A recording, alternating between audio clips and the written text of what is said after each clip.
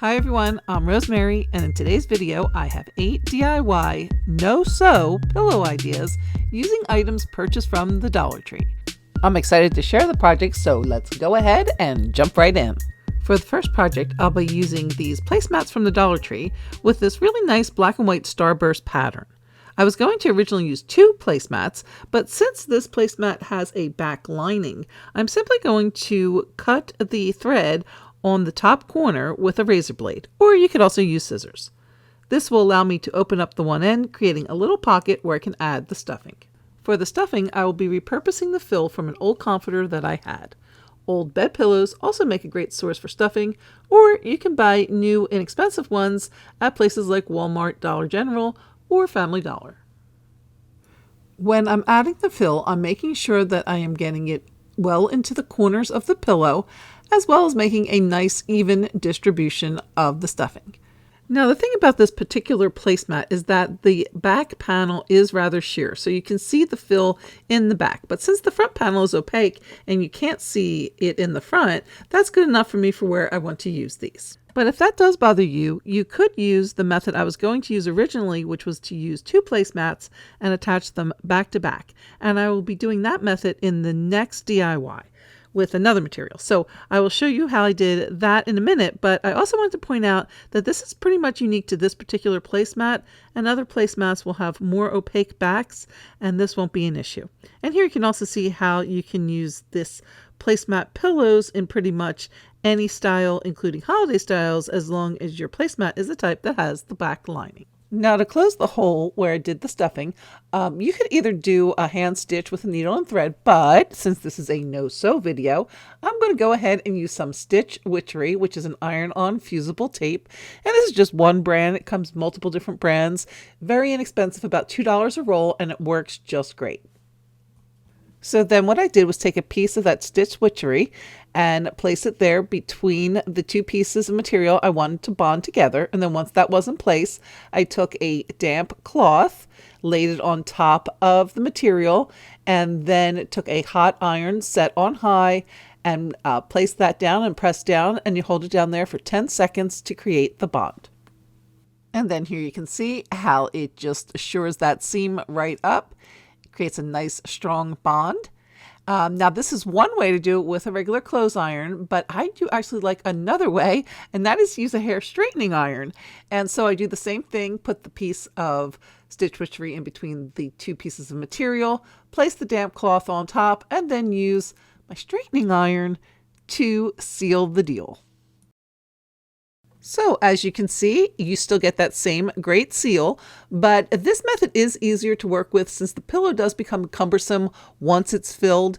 So I would suggest, if you do have a straightening iron, to pull that bad boy out, because it's definitely going to help with these projects.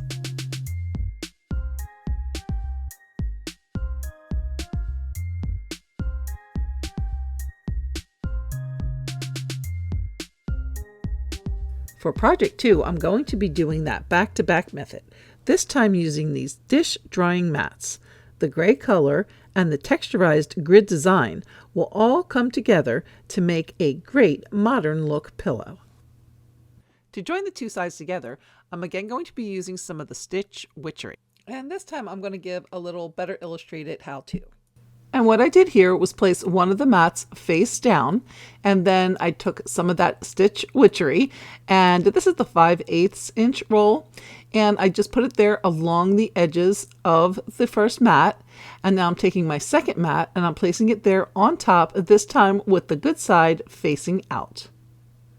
Next, I want to take a damp cloth and lay it there on top of the mat where I want the 2 pieces to fuse together. Then I'll take a hot iron that was set on high and press it there into the cloth and into the mats and hold for 10 seconds. And then once the time has passed, I'm going to go ahead and take my damp cloth and move it further down the mat. But I do want to make sure that I am getting a fresh section of the damp cloth, since each time you do a section, the water does evaporate and you do need to have the steam in order to create the bond. And then I'm going to continue to do that around all of the edges, leaving about a 4-inch section open so that it will create a little pocket there, so that of course I can use that to stuff my pillow. And I'm going to be using that old comforter, again, the stuffing from that old comforter, making sure again to get the stuffing into the corners and make sure that the stuffing is in the pillowcase nice and even. And then to seal up the hole, I'm going to be using, again, some Stitch Witch, which is what I actually always called it. I never even knew it was called Stitch Witchery until I made this video. And I think Stitch Witch is a much better name. Much easier to say anyway. And since my iron was hot and ready, like a Little Caesar's pizza, I went ahead and used that instead of the straightening iron. And then you can see what a nice seal that made. And also just how nice this edging looks. The nice finished edge on the mats themselves create a great edge for the pillow in the finished project.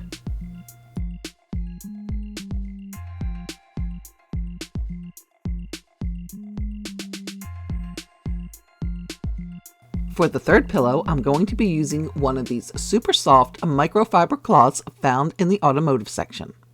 This material really is super soft and it makes the perfect fuzzy pillow.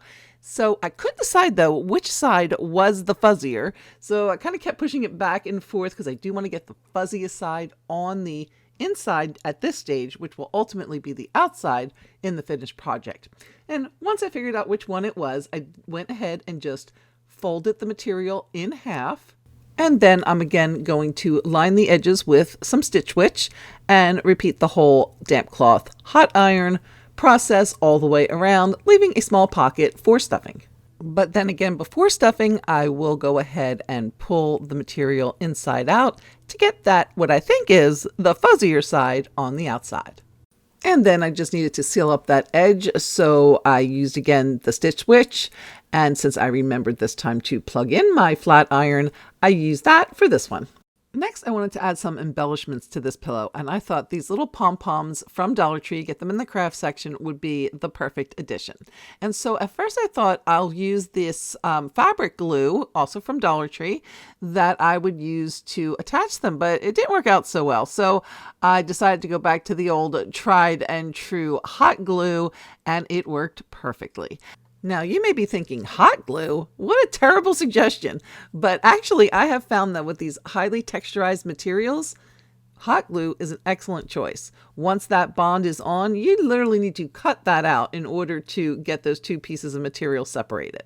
Now, with regular cottons or satins or linens, yes, hot glue would be a terrible choice. But for these texturized materials, it seems to be a really good option. And as you can see, I just went down the edge of the pillow, attaching the pom-poms, and did the same on the other side as well. And you can see how cute it looks when all the pom-poms were on. As a matter of fact, it looks so darn cute, I had to make two.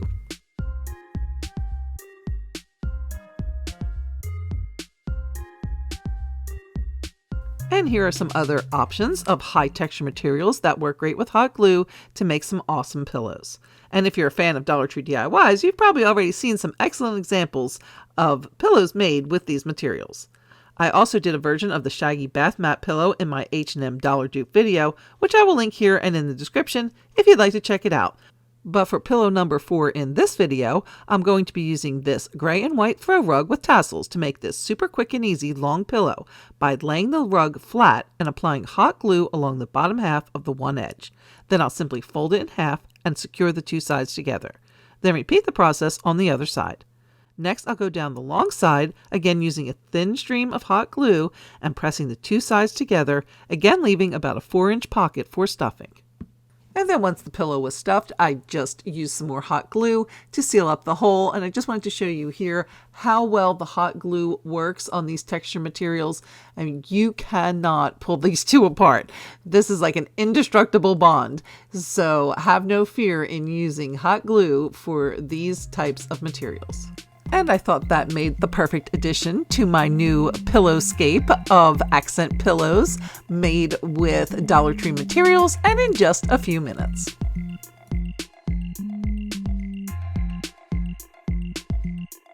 For project number 5, I'm going to be using 2 bandanas. that I found in this beautiful light green color. Now, they do come as a part of a set, so it comes one of the green with this hot pink color, so I did have to buy 2 sets so that I could get 2 of the green bandanas. And so what I want to do with these is, first actually I needed to iron these because they need to be ironed before you do attach them. So I did go ahead and iron them, but what I wanted to do after that was to lay them down so that the outside, the good side, is facing in. So the 2 good sides are facing in. And since this is a thin cotton material, I will be going back to my Stitch Witch damp cloth and hot iron method. And I did this all around the edges of the bandanas, attaching all the pieces together except for about a 4-inch piece where I would need to stuff. But with this one, before I start stuffing, I do have to turn the material back inside out so that the good side is now on the outside of the pillow. And now it is ready to stuff. And then once again, you can hand stitch or seal it up again with some of that Stitch Witch.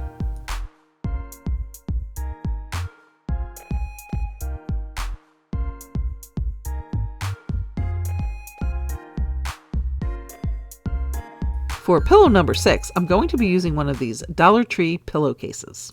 Now, sometimes they will have some really great colors and patterns, so definitely check those out next time you're at DT.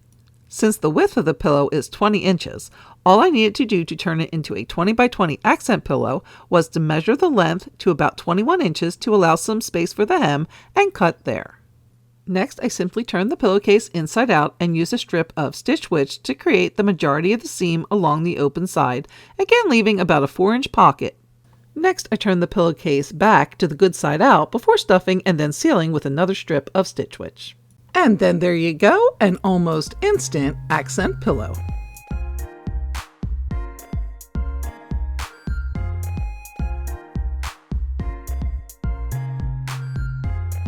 For project number 7, I'm going to be using one of my favorite methods for creating accent pillows. Adorable little tote bags like this one from the Dollar Tree. Other stores like IKEA, Target, and Five Below will also often have a nice selection of adorable and inexpensive canvas totes available. Years ago, my daughter and I made canvas tote pillows for her first apartment, and they are still holding up today. Along with being adorable, they're super easy to make. And all I did here was cut off the top where I could remove the handles and also square off the pillow a little bit and then turn the bag inside out. And then I sealed off the majority of the opening with some Stitch Witch, leaving about a 4-inch opening, and then turned the bag back right side out. After stuffing and sealing, I wanted to add some embellishments, and Dollar Tree's hair accessory section offers some great options. These are all barrettes and headbands, and they come with all these wonderful ribbons and flowers and pom-poms, and they make wonderful embellishments for the pillows. And for this pillow, I decided to use that adorable pom-pom headband. I thought the pom-poms would look so cute attached there to each one of the 4 corners. And then to attach, I'm going to pull out the old needle and thread. And you might be able to get away with hot glue here since the pom-pom side of this merger would definitely qualify for hot glue use. But I'm not so sure about the canvas side, so I just went ahead and decided to sew them on. And then here you can see the finished project with all 4 pom-poms attached. Super cute and super easy and affordable.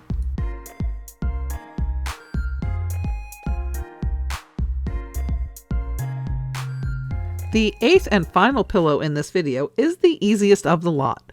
All I did was take this adorable scalloped pattern fuzzy pillow from the Dollar Tree, and I'm going to just add one of the fabric flower headbands to the top. I cut the back of the headband and then laid the headband across the top 3rd section of the pillow. At this point, I wanted to again use the fabric fusion glue and tried that, but unfortunately, it really didn't work out that well again. So I went back to a tried and true method that I have used for years on fabric, and that is tacky glue, and it worked out just great. And then you can see how cute it looks as a sweet little addition to our previous Faith, Friends, and Family pillow from earlier.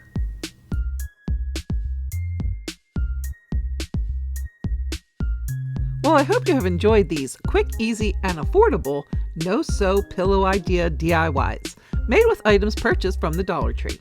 If you enjoyed the video, please remember to give a big thumbs up, and please let me know in the comments which one was your favorite. If you would like to see more great DIY videos, please check out the channel to see other videos you might like, or you can click on one of the videos linked here. Thanks so much for watching, and we'll see you next time on FabTax. We're putting the extra and ordinary one DIY at a time.